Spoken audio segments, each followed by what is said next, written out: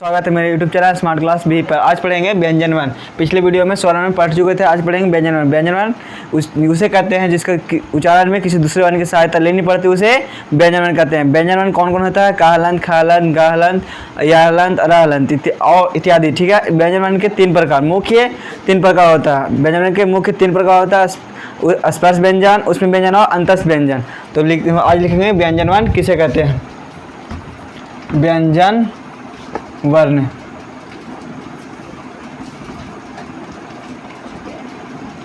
व्यंजन वर्ण जिन वर्ण के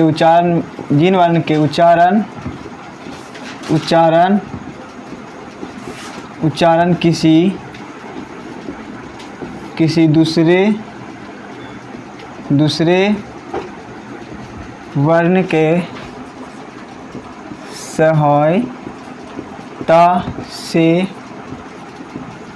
होता है, उसे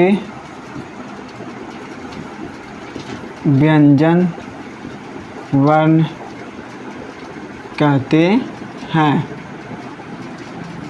व्यंजन वर्ण कहते हैं, जैसे में काहलंत, खालंत या इत्यादि।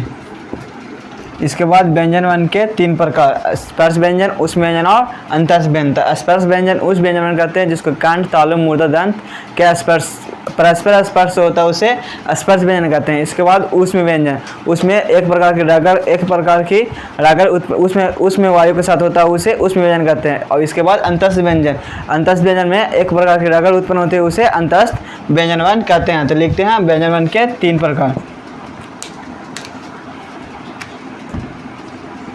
व्यंजन वर्ण के तीन भेद होते हैं। पहला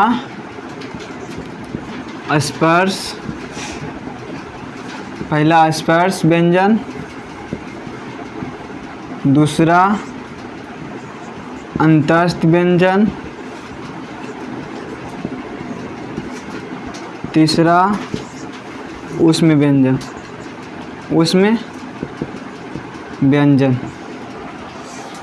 अतः स्पर्श व्यंजन किसे कहते हैं? जिन वर्ण के उच्चारण में कर्ण, तालु, मूर्धा, दंत, ओष्ठ के परस्पर स्पर्श होता है, उसे स्पर्श व्यंजन कहते हैं। स्पर्श व्यंजन की संख्या 25 होती है, कार वर्ग से लेकर प वर्ग तक। इसके बाद अंतस्थ व्यंजन एक प्रकार की रगर उत्पन्न होती है, उसे अंतस्थ व्यंजन कहते हैं। अंतस्थ व्यंजन कौन होते हैं? या, रा, ला, वा, चार। अंतस्थ व्यंजन की संख्या कितनी होती है? 4। इसके बाद उष्म व्यंजन उस व्यंजन को कहते हैं जिसको जो गर्म वायु के साथ उत्पन्न होता है, उसे उष्म व्यंजन कहते हैं। बंद कर दो।